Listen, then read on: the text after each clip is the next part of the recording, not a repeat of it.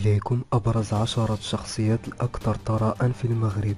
عثمان بن جلون هو رجل أعمال مغربي، وهو أغنى شخص في البلاد، والثالث عشر في سلم أغنياء إفريقيا.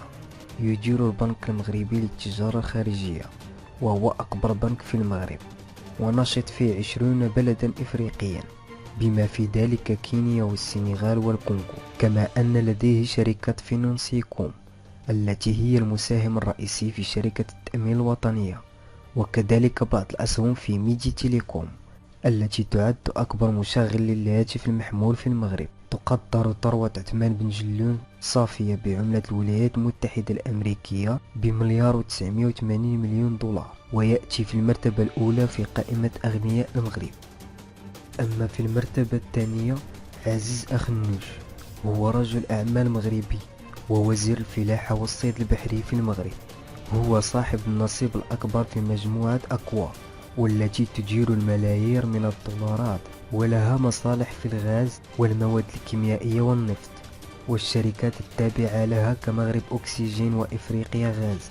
كما أن لديه استثمار في الفنادق وتطوير العقارات وفي وسائل الإعلام.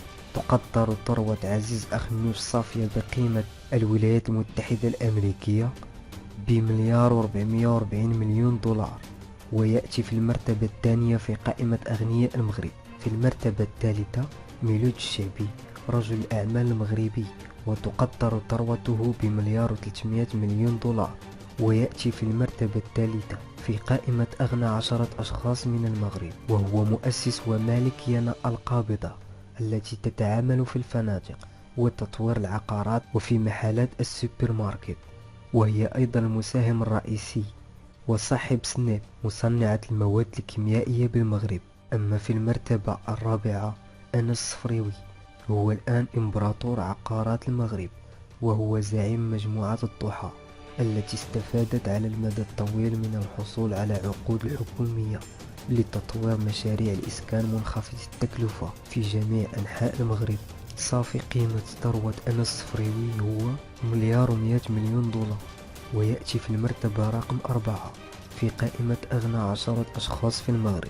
أما المرتبة الخامسة عادت لإبراهيم زنيبر، فلاح مغربي ورجل أعمال وصانع الخمور، يبرع في صناعة النبيذ، ولديه سيليم كناس، وهي الرائد عالميا في إنتاج النبيذ في المغرب.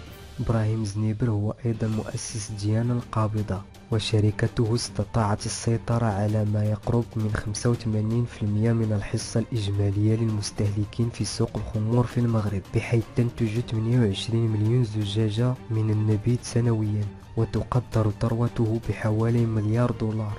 ويأتي في المرتبة رقم 5 في قائمة أغنياء المملكة المغربية. أما في المرتبة السادسة محمد بن صالح، هو رجل أعمال مغربي ورئيس مجموعة هولي ماركوم، من بين الشركات العائلية القابضة التي أسسها والده الراحل. ولدى الشركة العائلية التي يديرها بالتساوي مع 3 شقيقات له حصصا في أول شركة تأمين مغربية أتلانتا، وشركة الطيران ووالماس للمياه. تقدر ثروة محمد بن صالح الصافية ب800 مليون دولار، ويحتل المرتبة السادسة في قائمة أغنياء المغرب. المرتبة السابعة عادت الملاحفظ العالمي، هو سياسي ورجل أعمال مغربي، وهو صاحب ورئيس جروب سهام، وشغل منصب وزير التجارة والصناعة والتكنولوجيات الحديثة. ينشط كمستثمر في سينا السعادة، وهي شركة التأمين الرئيسية، وغيرها من عمليات المجموعة المشاركة في مراكز اجتماع ألمانيا والعيادات الطبية. وتقدر قيمة ثروة ملاحفظ العالمي ب620 مليون دولار، ويأتي في المرتبة رقم 7 في قائمة أغنى 10 أشخاص في المغرب. في المرتبة الثامنة علي وكريم، هو رجل أعمال مغربي يمتلك جزءا ضمن مجموعة أكوا مع الملياردير عزيز أخنوش. والده الراحل عقد شراكة مع والد عزيز أخنوش لإنشاء أفريقيا غاز في عام 1959، وهو الرئيس الحالي للنفط والغاز الموزع، التي سجلت عائدات بقيمة 400 مليون دولار في عام 2014. وهو أيضا نائب رئيس مجموعة أكوا، الشركة المصنعة للمواد الكيميائية والشركة القابضة القوية بشركات المغرب أكسجين وإفريقيا غاز. تقدر ثروة علي وكريم الصافية ب$600 مليون، ويأتي في المرتبة رقم 8 في قائمة أغنياء المغرب. أما المرتبة التاسعة عادت لسعيد العلج، مالك ورئيس صنم القابضة الصناعية، وهي شركة استثمارية في المغرب تنشط في مجال التمويل والصناعة الغذائية والفنادق والتوزيع. أسس صنم القابضة في عام 1986، والتي لها حصة تقدر ب80% من مجموعة VCR إنيمير، التي تعد أكبر شركة للمواد الغذائية في المغرب.